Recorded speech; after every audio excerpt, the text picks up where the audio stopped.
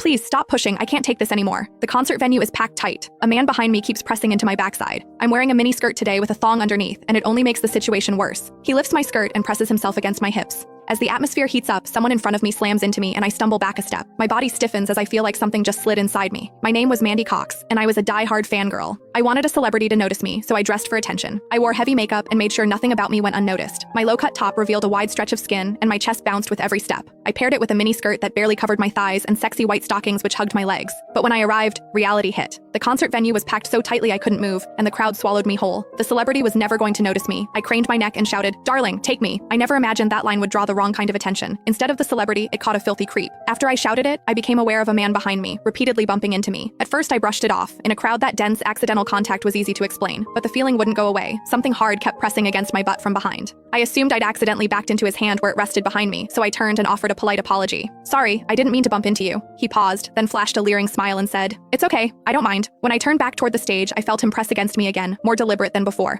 I kept my attention on the celebrity on stage and shut him out. The man became increasingly brazen, pulling up my skirt and pressing close against my backside. I had only a thong on underneath, which left my butt exposed. I felt his touch directly against my skin and assumed it was his finger. Only then did I realize something was wrong. The pressure was warm and solid in a way a finger could never be. My mind lurched as the truth hit me. In the 20 years of my life, this was the first time a man had ever molested me. Fear surged through me, sharp and overwhelming, and my body reacted with an instinct to flee, but there was no way to move. The concert floor was packed wall to wall, leaving me stuck where I stood. I drew myself tight, bracing as if tension alone could keep the fear out. As I did, my hips closed around the man's so-called finger, trapping it between my cheeks. An unfamiliar sensation followed, and warmth rose to my face. What confused me was that I didn't recoil from it. There was a muted comfort to it, and against my will, it sparked a faint sense of expectation. The man behind me seemed to take it as a signal. He moved in closer, repeating the motion until the intrusion was unmistakable. I had lived a sheltered life as a college student, and now I was being toyed with by a stranger while surrounded by people. Shame surged within me without warning. I felt the urge to sob, but my throat closed and my voice deserted me. Worse still, the pressure forced my thong inward and sent a restless, prickling discomfort through my body that wouldn't fade.